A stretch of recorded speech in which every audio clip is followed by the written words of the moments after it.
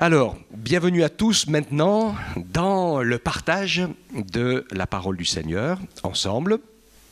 Je voudrais prendre quelques instants et il m'a semblé opportun de pouvoir continuer notre traversée rapide de l'épître de Tite. Nous avons, je vous ai parlé la semaine dernière, tout particulièrement avec les 2 premiers chapitres.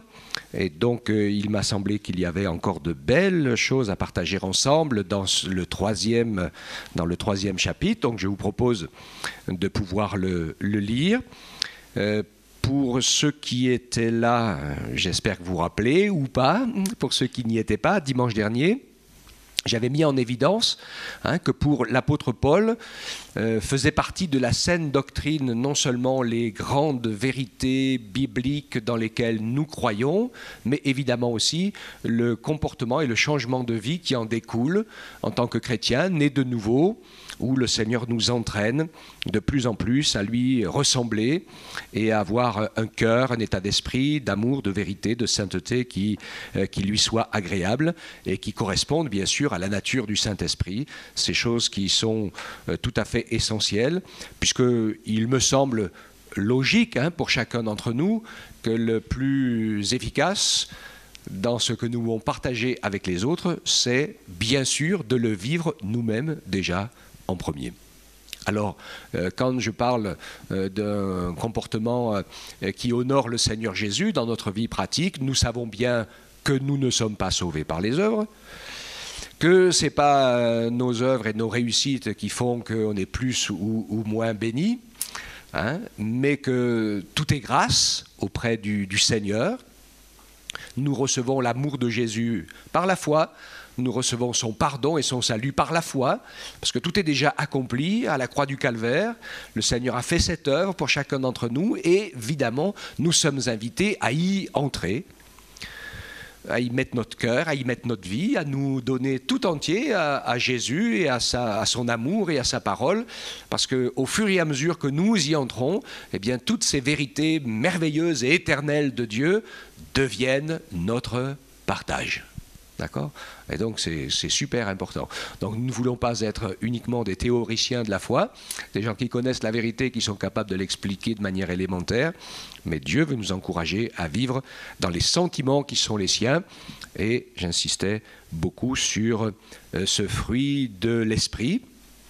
Alors dans ces circonstances un peu particulièrement troublées dans lesquelles nous vivons, peut-être on peut se retrouver aussi avec une parole qui nous donne quelques conseils qui ne sont pas inintéressants. Je voudrais en profiter ici pour dire que depuis samedi, de très nombreuses églises évangéliques sont en prière, certaines en jeûne par rapport à notre nation. Et je crois que c'est une bonne chose. Et peut-être, oui, justement, je ne l'ai pas dit dans les annonces, mais il me semblait que la réunion de prière de mardi, on pouvait vraiment consacrer notre réunion de prière de mardi pour cela. Prier pour notre nation, pour notre pays, dont nous savons que la priorité, la solution à la majorité des choses, en fait, elle n'est pas dans la sagesse et les capacités humaines d'un côté ou de l'autre, mais dans l'amour de Dieu qu'il veut répandre dans les cœurs par le Saint-Esprit. Et nous, moi je vous invite, nous qui connaissons le Seigneur, de ne pas nous tromper de combat, et nous ne combattons pas contre la chair, ni contre le sang, ni contre les idées des uns et des autres, mais nous combattons pour l'amour de Dieu, bien sûr, et qui veut aussi que chacun soit pris en considération, parce que le Seigneur nous aime chacun. Alléluia. Alors, nous lisons ensemble ce chapitre 3 qui... on va finir avec le dernier verset de 2:15, juste pour rappel de mémoire. « Ainsi dois-tu parler, exhorter, reprendre avec une pleine autorité, que personne ne te méprise. Rappelle-leur d'être soumis au gouvernement et aux autorités, d'obéir, d'être prêt à toute œuvre bonne, de ne médire de personne, d'être passif, paisible, conciliant, plein de douceur envers tous les hommes, car nous aussi, nous étions autrefois insensés, désobéissants, égarés, asservis à toute espèce de désir, de passion, vivant dans la méchanceté, dans l'envie, odieux, nous haïssant les uns les autres. Mais lorsque la bonté de Dieu notre Sauveur et son amour pour les hommes ont été manifestés, il nous a sauvés. Non parce que nous aurions fait des œuvres de justice, mais en vertu de sa propre miséricorde, par le bain de la régénération et le renouveau du Saint-Esprit, il l'a répandu sur nous avec abondance par Jésus-Christ notre Sauveur, afin que, justifiés par sa grâce, nous devenions héritiers dans l'espérance de la vie éternelle. Cette parole est certaine et je veux que tu insistes là-dessus afin que ceux qui ont cru en Dieu s'appliquent à exceller dans les œuvres bonnes. Voilà qui est beau et utile aux hommes. Mais évite les folles discussions, les généalogies, la discorde, les disputes relatives à la loi, car elles sont inutiles et vaines. Éloigne de toi, après un premier et un second avertissement, celui qui cause des divisions, sachant qu'un tel homme est perverti, qu'il pêche et se condamne lui-même. Lorsque je t'enverrai Artémas ou Tychique, empresse-toi de venir me rejoindre à Nicopolis, car c'est là que j'ai résolu de passer l'hiver. Aie soin de pourvoir au voyage de Zénas, le docteur de la loi, et d'Apollos, en sorte que rien ne leur manque. Il faut que les nôtres aussi apprennent à exceller dans les œuvres bonnes pour subvenir aux nécessités urgentes, afin de ne pas être sans fruit. Tous ceux qui sont avec moi te saluent. Salue ceux qui nous aiment dans la foi. Que la grâce soit avec vous tous. Amen. Voilà donc la suite des conseils. Nous avons vu la semaine dernière un certain nombre de choses dans le comportement familial, beaucoup de choses dans notre vie personnelle, de paix, de sécurité, de pouvoir avoir chacun individuellement un bon témoignage. Et il me semble que sur quelques conseils, après, il y a des choses qui vont dans le sens de ce que nous représentons ensemble les uns et les autres. C'est vrai qu'en tant qu'Église, c'est quelque chose bien sûr de formidable, parce que malgré les bons et les mauvais moments, et malgré les moments où c'est un peu difficile, des fois il y a un peu d'incompréhension, c'est un peu comme les frères et sœurs, hein, c'est jamais parfait dans une famille, mais quand même de toute façon, quand quelqu'un se retrouve dans la difficulté, au moins tout le monde prie. Ça c'est sûr, je peux vous le dire, j'en suis témoin, et je sais que quand des choses se passent, eh bien, il n'y a aucun d'entre vous qui n'oublie de prier pour des frères, des sœurs, pour des besoins, pour des luttes, pour des combats, même si on ne le sait pas, hein, tout le monde, ça ne s'écrit pas automatiquement, mais dans notre cœur, on le fait, et c'est vrai, et je le sais, et vous le faites, et c'est vraiment une joie de voir cette réactivité que vous avez dans la prière, de même aussi la réactivité dans une des bonnes œuvres dont nous allons aussi parler dans quelques instants, qui est celle de pouvoir soutenir les besoins de l'œuvre de Dieu par nos moyens financiers comme par nos prières. Il faut savoir que quand même, d'une certaine manière, l'église de Guéret se retrouve depuis longtemps dans un modèle un peu particulier par rapport à beaucoup d'autres, parce que nous réussissons à faire tourner une église avec pas forcément exceptionnellement tout ce qu'il y aurait même dans une grande église, mais pratiquement tout le nécessaire est pourvu grâce à votre générosité, avec un pourcentage de capacité à donner qui est quand même, on va dire, parfois assez limité et hétéroclite. Et il y a beaucoup d'églises qui sont avec beaucoup plus nombreux de membres que nous. S'ils étaient généreux comme vous l'êtes dans les mêmes proportions, ils auraient 3 fois, 4 fois, 5 fois plus que ce qu'ils ont. C'est vrai aussi, il faut reconnaître que quand on est moins nombreux, on est plus conscient. C'est une réalité aussi, hein. On est moins nombreux, on sait très bien que si chacun ne fait pas tout à fait sa part, ben ça va facilement être juste dans nos chiffres et dans nos comptes. Alors que souvent, dans une grande assemblée, beaucoup de gens ils disent « Oh, bon, moi si je ne fais rien, c'est pas grave, les autres le feront ». Mais vous savez comme moi hein, que tout ce qui est à tout le monde, en fait, est à personne.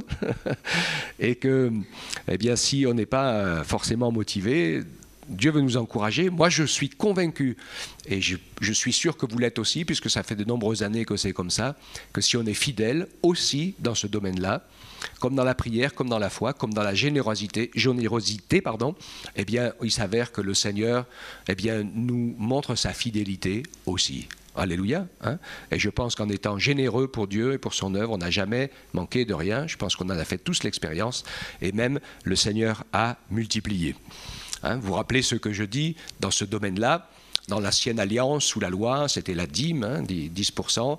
Moi, j'ai l'habitude de dire que dans le Nouveau Testament, le résultat est à peu près le même, mais finalement, je me rends compte que dans ma mentalité, dans mon esprit, à moi, je n'ai rien à moi. Vous n'avez rien à vous. Tout ce que nous avons, c'est Dieu qui nous le donne. Hein, c'est une grâce. On parlait avec les éclaireurs hier, c'était un peu Lydie qui a fait un petit partage avec eux, c'était super sympa parce qu'elle a parlé un peu de ce qu'on était en train de faire comme travail, donc, puisqu'ils ont rendu un super service pour... c'est l'ONF, enfin c'est le domaine domanial, hein, travailler dans les bois, nettoyer, enlever des plastiques bleus qui étaient autour des arbres quand ils ont été plantés, etc. Et en retour, ils nous ont donné du bois pour pouvoir faire des cabanes. C'est pour ça qu'on a fait les bûcherons.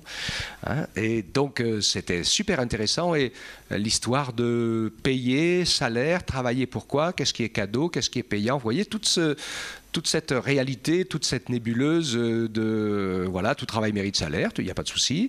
Mais il y a aussi des choses qui nous sont données par grâce. Enfin, vous voyez, il y a toute une réflexion qui était super intéressante.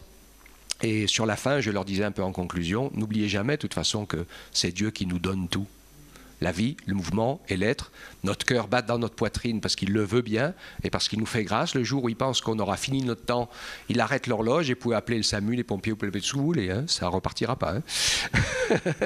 Et donc, quand c'est comme ça, hein, le Seigneur est grand. Et dans nos moyens, dans notre travail, dans notre argent, je dis Seigneur, eh bien, tout est à toi. Et je sais que tu vas me donner ce dont j'ai besoin, mais que aussi, eh bien, ta part te revient. Alléluia. Hein? Enfin, en attendant, un grand merci. Et je sais que le Seigneur l'a dit dans sa parole. Hein, il dit, mettez-moi à l'épreuve et vous verrez si, dans votre fidélité, je n'ouvre pas pour vous les écluses des cieux. Et même si tu n'as pas grand-chose, ou presque rien, eh bien, fais quand même ta part pour le Seigneur.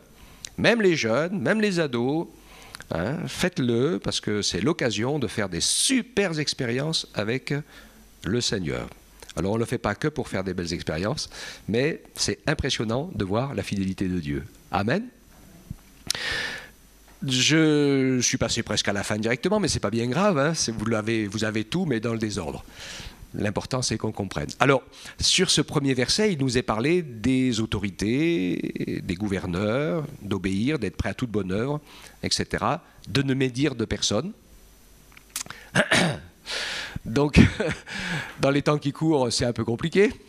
Hein, mais bon, nous savons que grands ou petits, nous, les hommes, nous ne sommes que des hommes. Et quelles que soient les personnes, eh bien, nous savons que nous ferons plus de travail par la prière et par l'amour que par n'importe quelle autre attitude. Et il y a des gens qui sont dans le besoin, qui sont parfois certains au bas de l'échelle, c'est difficile, ils ont besoin de notre prière et quand on peut faire quelque chose aussi, on le fait. Et puis il y a des gens qui sont à très haut niveau, qui ont des très hautes responsabilités et je n'ai pas fait sortir tous les versets parce que vous les connaissez, mais la parole de Dieu nous demande non seulement d'être soumis, d'obéir, etc., mais il nous demande aussi de prier pour les autorités. Paul en parle, avec la première idée, bien sûr, qui est importante et pas négligeable. Hein, cette première idée qu'on puisse annoncer la parole de Dieu en toute liberté. Et il nous faut prier pour cela. C'est un peu du même acabit que de prier et de remercier Dieu pour la nourriture qu'il nous donne. Alors, il n'y a pas d'obligation. Hein, je sais qu'il y a des gens chrétiens, ils ne prient pas avant de manger, etc. Personnellement, c'est difficile pour moi de ne pas le faire. Parce que je me dis, si j'ai quelque chose dans mon assiette, Seigneur, c'est grâce à toi. Alors, j'ai discuté un jour avec un chrétien qui me disait « Oh, je lui dis bah, attends que ton assiette soit vide pour prier pour que Dieu la remplisse. Moi, je préfère n'avoir jamais à attendre et que chaque fois que j'ai quelque chose, de lui rendre grâce pour ce que j'ai, parce que c'est quand même pas la majorité des habitants de la terre qui mangent à leur faim. Loin s'en faut, bien loin s'en faut. C'est qu'une petite minorité. Et on ne peut pas s'imaginer, même dans ce domaine, la grâce qui est la nôtre. Donc le Seigneur nous encourage, après chacun a ses idées, je ne suis pas là, nous en Église, on n'a pas le droit de faire de la politique et je n'ai pas envie d'en faire et ça ne m'intéresse pas. Et chacun a le droit d'avoir ses idées, il n'y a pas de problème. Mais nous, en tant que chrétiens, ce que le Seigneur veut, c'est que nous ayons un élan d'amour, de prière, de soutien, d'encouragement pour quiconque. D'un côté, de l'autre, en haut, en bas, de l'échelle sociale, peu importe. Nous savons que Dieu aime chacune de ces femmes, chacun de ces hommes, de ces enfants, de ces gens, en colère ou dans la peur, peu importe, le Seigneur les aime et il veut toucher leur cœur. Alléluia. Donc, il nous encourage à avoir ce bon état d'esprit. L'apôtre Paul le disait, bénissez et ne maudissez pas. Et c'est sûr que c'est super important, les conséquences de nos paroles parfois. Dieu veut nous encourager à être attentifs, à donner des paroles de bénédiction. Il nous rappelle que notre douceur, que nous soyons paisibles, de ne médire de personne. On sait que la médisance, ça fait toujours... c'est pas sympa. Ça peut toujours laisser des traces. Alors c'est pas évident, moi je prie dans mon cœur et j'y arrive pas toujours, mais je me dis que Seigneur, le mieux si quelque chose ne va pas, j'ai pas compris et tout, donne-moi la force d'en parler avec la personne. Il vaut mieux essayer de s'expliquer si on peut. Des fois c'est pas bien possible, mais c'est plutôt la tendance de la parole de Dieu, la tendance humaine, du cœur humain, c'est de raconter aux autres tout ce qui ne va pas avec quelqu'un. Donc ce qui fait que ça amplifie la brouille. Le Seigneur nous encourage de nous réconcilier, de prier les uns pour les autres, d'aller directement trouver, et puis si peut-être quelqu'un a blessé quelqu'un d'autre, pour lui dire écoute ce que tu as dit là, tac, tac, tac, tac, j'ai mal pris, ça m'a blessé, etc. Est-ce que tu peux t'expliquer ou pas voilà.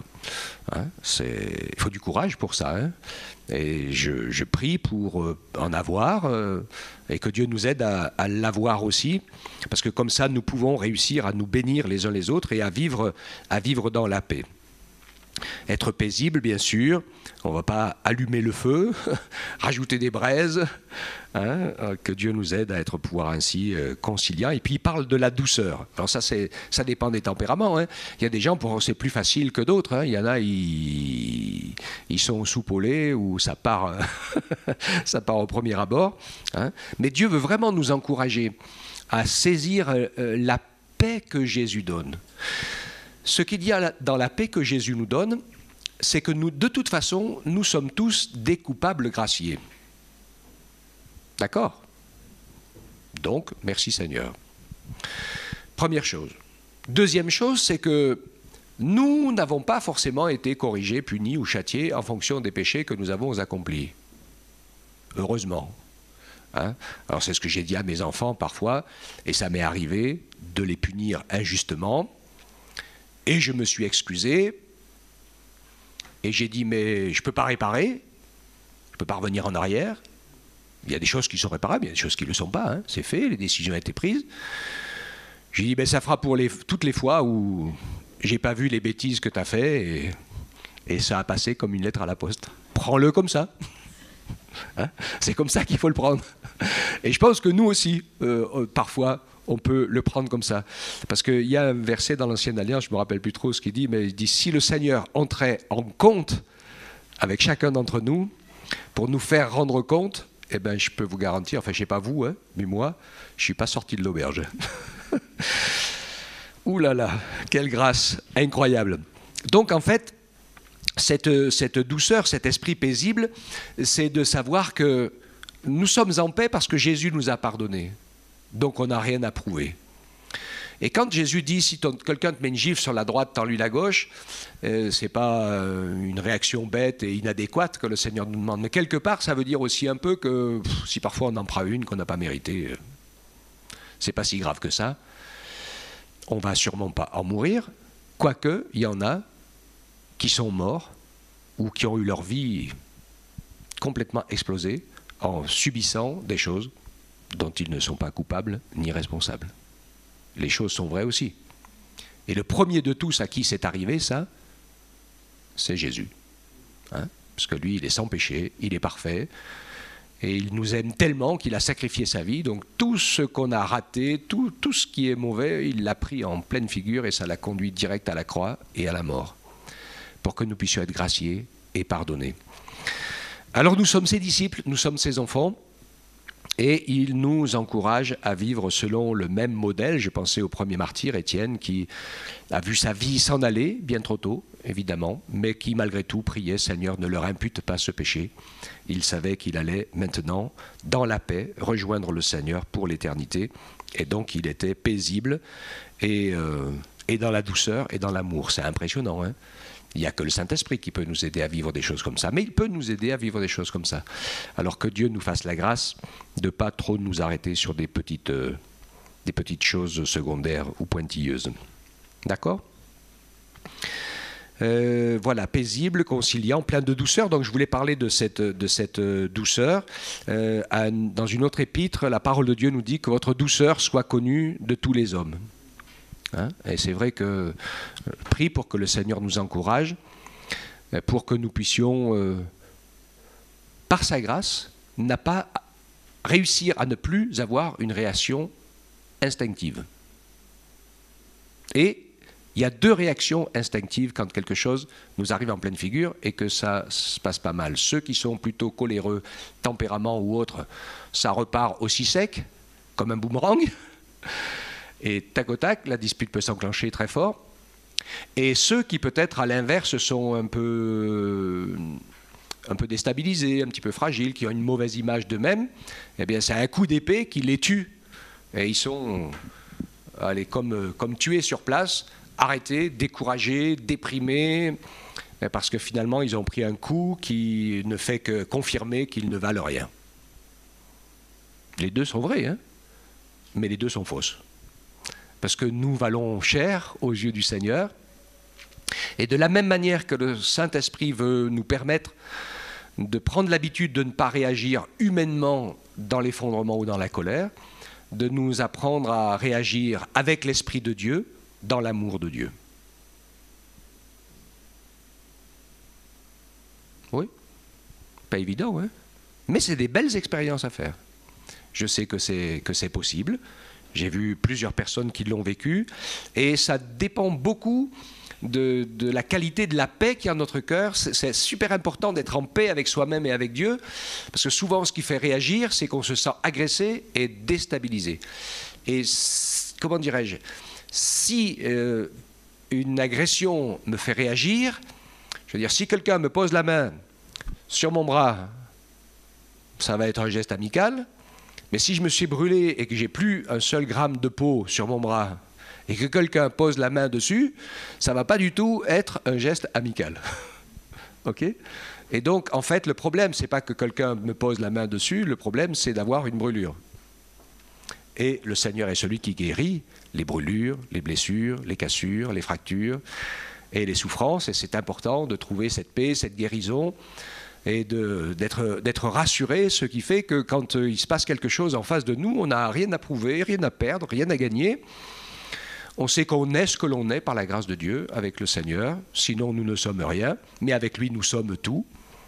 Et donc ça nous permet d'avoir une réaction de disciple de Jésus, et pas une réaction humaine. Alléluia.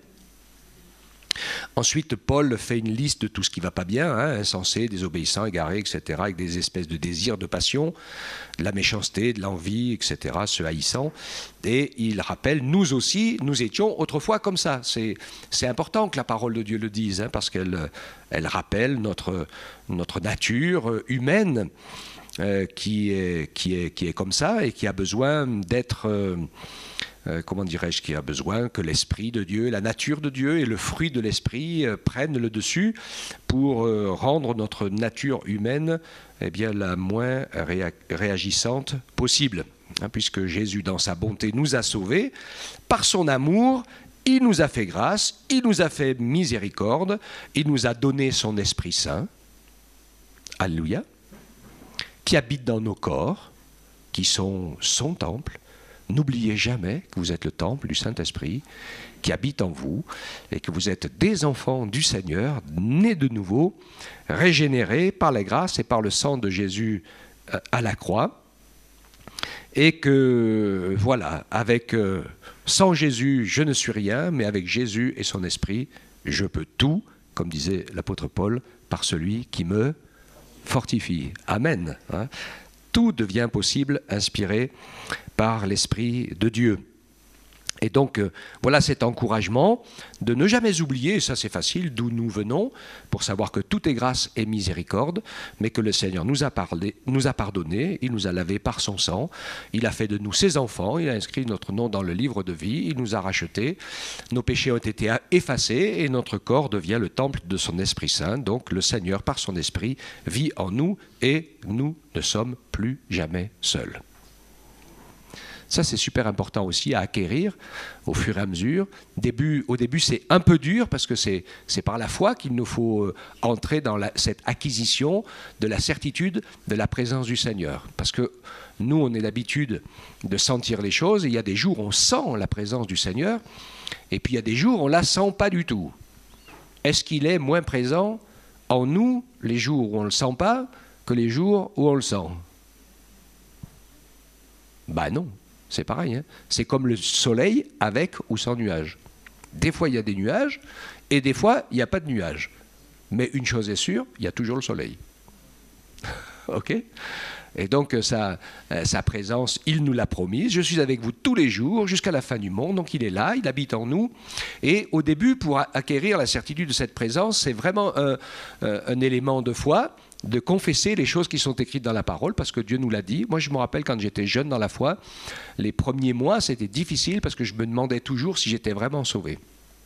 J'avais la certitude qu'en donnant mon cœur à Jésus et en me faisant baptiser d'eau, en obéissant à la parole de Dieu, j'avais fait ce qui lui était agréable et qu'il était content et que cela était bon à ses yeux. Mais dans mon cœur, parfois j'avais l'impression que j'étais sauvé, puis parfois j'avais l'impression que je ne l'étais pas. Je ne sais pas de quoi ça dépendait, peut-être de ma conduite, de mon comportement, mais il y avait beaucoup de fluctua mergitus, comme dirait quelqu'un, hein. C'était en haut et en bas. Jusqu'à un moment donné où le Saint-Esprit m'a dit quelque chose dans mon cœur, comme je lisais la Bible, hein, c'est important de lire la parole, en lisant la parole, en lisant. Le Saint-Esprit me dit, je n'ai pas entendu une voix, hein, mais c'était une pensée très très forte qui m'a dit au fond de moi, il me dit, est-ce que c'est ce que tu penses qui est la vérité, ou est-ce que c'est ce que j'ai écrit dans ma parole qui est la vérité? Et dans ma parole, j'ai écrit que celui qui confessera le nom de Jésus sera sauvé. Et de ce jour-là, eh bien, chaque jour qui passe, je bénis le Seigneur pour son salut. Et c'est important d'être dans cette position de foi, de grâce, parce qu'au fur et à mesure, eh bien, vous verrez qu'on se sent de mieux en mieux dans la présence du Saint-Esprit, parce qu'on apprend à écouter la voix du Saint-Esprit au travers de sa parole, qui construit en nous des certitudes qui ne sont pas reliées à toutes les réalités de la vie de chaque jour. Amen. Donc voilà, il nous encourage à nous entretenir plusieurs fois, hein, il dit des œuvres bonnes, des bonnes œuvres. Donc il est parlé dans ces œuvres bonnes, on l'a bien compris ensemble, aussi de l'argent qu'on peut faire pour soutenir l'œuvre de Dieu, mais de plein d'autres choses dans lesquelles le Seigneur veut aussi nous entraîner. Pour moi, les œuvres bonnes ou les bonnes œuvres, il n'y en a qu'un seul type. C'est ce que Dieu veut faire avec nous. Je crois qu'il a tous quelque chose, des œuvres que Dieu a préparées d'avance pour que nous les pratiquions. Et c'est celles-là, les œuvres bonnes. Après, le reste, je dis souvent à des gens qui me disent qu'ils essayent de faire plus de bien que de mal pour peut-être des fois aller au ciel. Hein. Je leur dis, vous vous trompez beaucoup d'échelle, parce que si vous vouliez faire juste le bien qu'il faut pour aller au ciel, vous devriez déjà être parfait dans votre conduite, dans votre comportement, dans vos relations, dans votre être intérieur, et ça n'aurait aucune utilité pour Dieu, ça serait juste utile pour que vous soyez en paix, et que vous soyez aussi en paix pour bénir ceux qui sont autour de vous. C'est juste utile pour une vie sociale réussie. Mais ça n'a aucune valeur pour le salut de votre âme et pour l'éternité. Alléluia. Hein, c'est super important. Nous ne sommes pas des moralistes. Et nous savons que le salut de notre âme, c'est la nouvelle naissance par le Saint-Esprit et d'avoir confié notre vie à Jésus et de le suivre. Le salut, il est là. Et ensuite, eh bien, il y a des choses.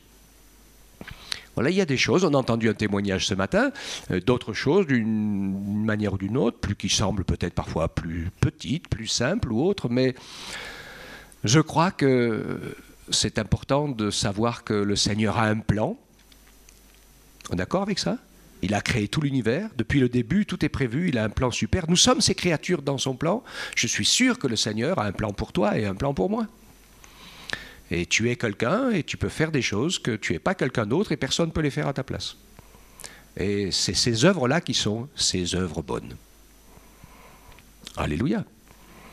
On ne peut pas tous partir en Afrique comme missionnaires, hein, mais, ou soutenir des gens qui ont reçu un appel particulier, mais nous on peut les soutenir. C'est ce que Jésus disait quand il avait la parabole des talents, celui qui a enterré les pièces. Il dit, mais j'ai dit, si tu, au lieu d'enterrer les pièces, si tu les avais données aux banquiers, ça veut dire si tu avais soutenu ceux qui y vont, ouais, ça aurait servi à quelque chose, hein, plutôt que d'avoir enterré sous le tapis. Ok? Donc Dieu veut nous encourager, les uns et les autres, à ne pas enterrer sous le tapis des choses qui sont spécifiques. Alors vous allez dire, comment je vais trouver ça? Eh bien, on commence par faire le bien. Après, la Bible dit, tout ce que ta main trouve à faire, avec la force que tu as, fais-le. Et puis, si le Seigneur nous voit fidèles, dans les petites choses, hein, ça commence par ce que j'ai dit tout à l'heure, hein, la saine doctrine de la foi et du comportement, mais au fur et à mesure de notre fidélité, le Seigneur va nous emmener un petit peu plus loin, on va grandir dans la foi, et puis on va faire des choses. Moi, ce que je veux dire ici, c'est que ces œuvres de la foi, Dieu les connaît, et je ne mets pas, et mes frères et sœurs ne mettez pas d'échelle de valeur. En disant, il y a des grandes œuvres, il y a des petites œuvres.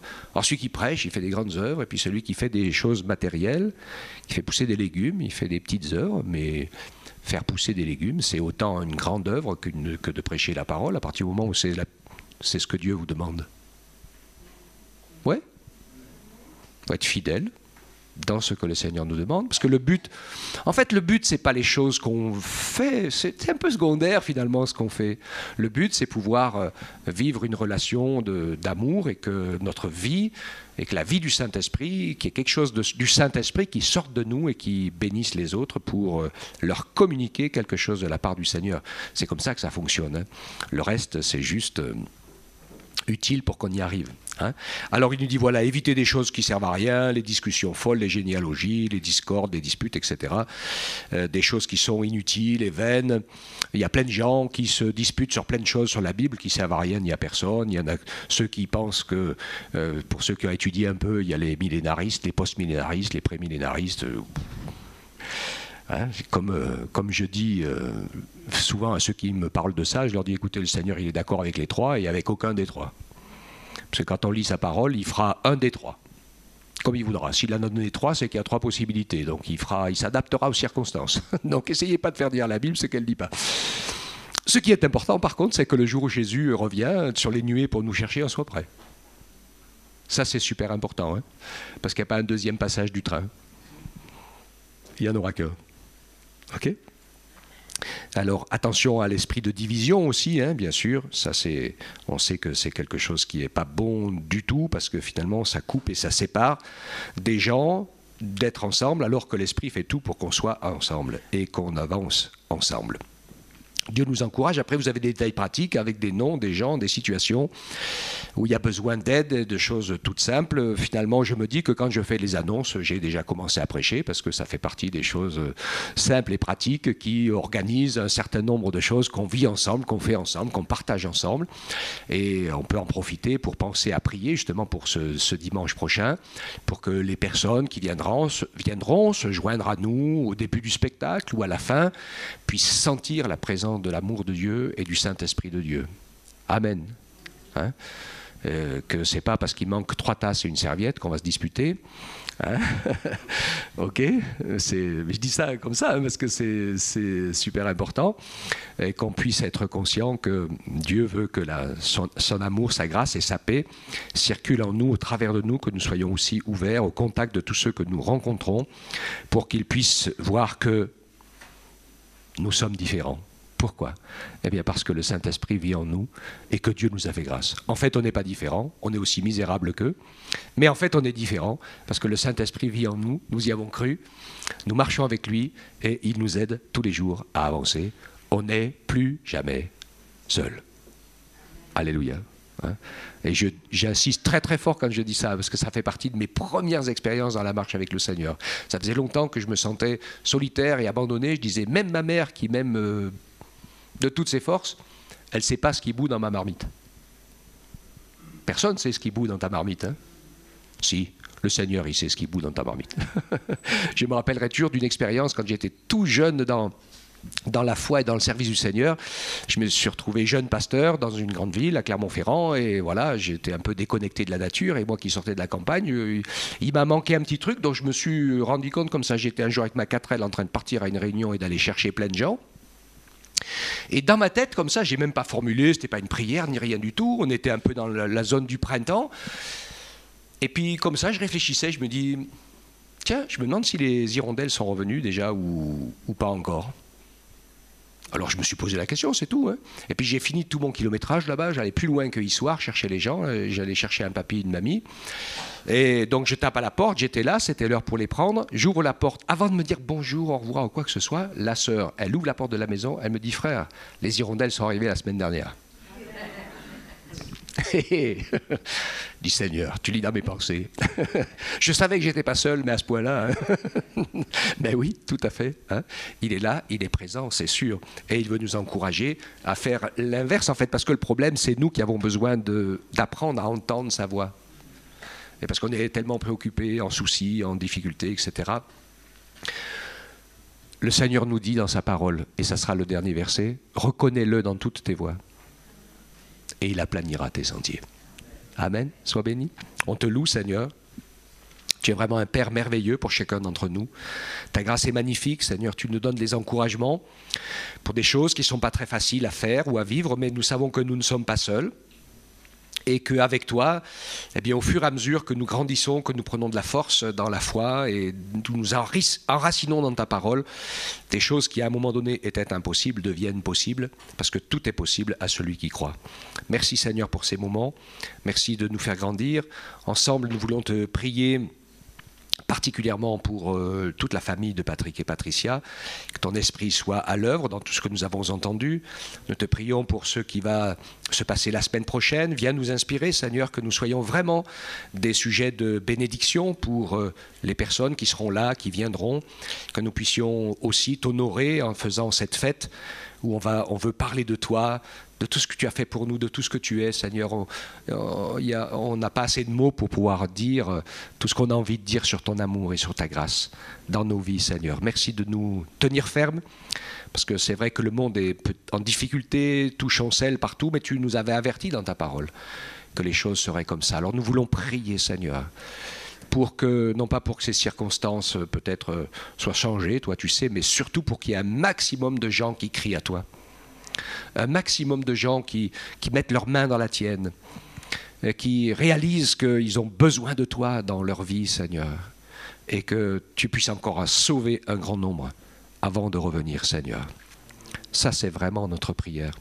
Que ta grâce soit sur ton Église de France tout entière, pour que nous puissions ainsi accomplir ta volonté, tes desseins précis qui précèdent les jours où tu reviens.